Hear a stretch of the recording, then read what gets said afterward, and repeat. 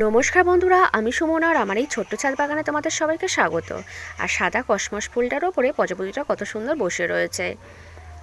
আর এই একটা কালারের কসমস ফুল হয়েছে, এই দুটো কালারেরই হয়েছে। দুটো কালার কিন্তু প্রতি বছরই হয়, আর অন্য কালার কিন্তু হয় না। আর যখন তো চারা গাছ নিয়ে এসেছিলাম তখন তো বুঝতে পারিনি যে কোনটা কোন কালার হবে। দোকানদার যা দিয়েছিল ঠিক আছে, এই কালার দুটো খুব একটা খারাপ নয়, ভালোই। আর আমি যে রাস্তার ধার থেকে দুটো টমেটো গাছের একটা ছোটো মতো কুমড়োর গাছ নিয়ে এসেছিলাম, কুমড়ো গাছটা কিন্তু পুরো নষ্ট হয়ে গিয়েছে। আর এখানে যে বড় টমেটো গাছটা বেঁচে আছে, কিন্তু পাতাগুলো দেখছি শুকনো হয়ে গিয়েছে। কি হয় এটা বাঁচে কিনা। আর ছোট গাছটা কিন্তু নষ্ট হয়ে গিয়েছে, এই দেখো। কি করা যাবে আর, নষ্ট হয়ে গেলে। আর এবারে এই গামলাটার মধ্যে আমি কিন্তু সবজির বীজ বসাবো। এর মধ্যে এই পালং শাকের বীজ কিন্তু বসাবো। আর গামলাটা আমি যেভাবে রেডি করেছি, নিচে কিছুটা পাতা দিয়েছি গাছের শুকনো, তার উপরে সবজির খোসা দিয়েছি, তার উপরে অল্প একটু গোবর সার মেশানো মাটি দিয়েছি। আর এবারে দেখো ওপর থেকে আমি এই পালং শাকের বীজটা ছড়িয়ে দিচ্ছি। দেখো ছড়িয়ে দিয়েছি। আর এবারে এর উপর দিয়ে আমি কিন্তু একটু মাটি দিয়ে দেবো, এই বীজগুলোকে শুধু ঢেকে দেবো। আর এখন এই জানুয়ারি মাসে আমরা কিন্তু যে কোনো শাকের বীজ কিন্তু বসাতে পারি, খুব সহজেই কিন্তু যে কোনো শাক হবে। আর এবারে দেখো ওপর দিয়ে একটু জল দিয়ে দিচ্ছি, জলও দিয়ে দিয়েছি। আর এবারে আরেকটা বীজ বসাবো, এইটার মধ্যে আমি কিন্তু ধনের বীজ বসাবো।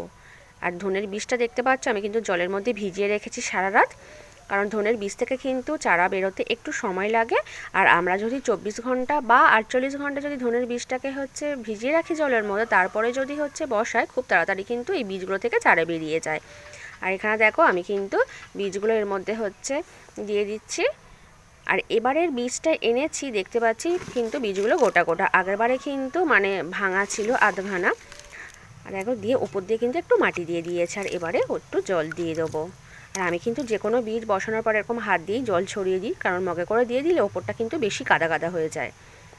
আর দেখো দুটোর মধ্যে কিন্তু বীজ দেওয়া হয়ে গিয়েছে। আর এই ধনে পাতার বীজটা যে দিয়েছি, এই বেডটার ওপরে কিন্তু আমি খবরের কাগজ বা কিছু দিয়ে ঢেকে রেখে দেবো। আর এখনও কিন্তু ধনের বীজ একটু বেশি রয়েছে, ভাবছি এটাকে আর কোথায় দেব, এই বেডটার মধ্যে দিয়ে দিই। এই বাঁধাকপির বেডটার মধ্যে মধ্যিখানে ফাঁকা রয়েছে, এইগুলোতে একটু ছড়িয়ে দিই।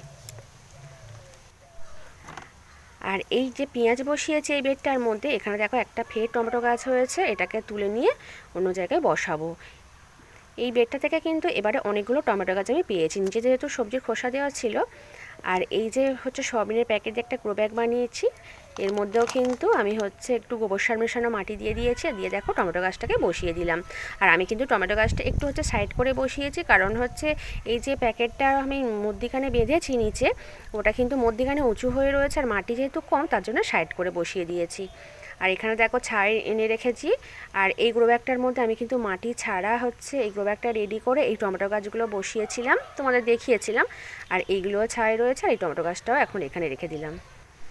আর এই দেখো কুল গাছগুলো যে আমি কেটে দিয়েছিলাম, কাটার পরে কিন্তু প্রত্যেকটা কুল গাছ থেকে দেখো নতুন করে কিন্তু ডাল বেরোচ্ছে, পাতা সমেত। কুলগুলো পেরে নেওয়ার পরেই কেটে দিয়েছিলাম। আর এইটার মধ্যে আমি যে সরিষার খোল ভিজিয়ে রেখেছিলাম, আজকের কিন্তু 3 দিন হয়ে গেল।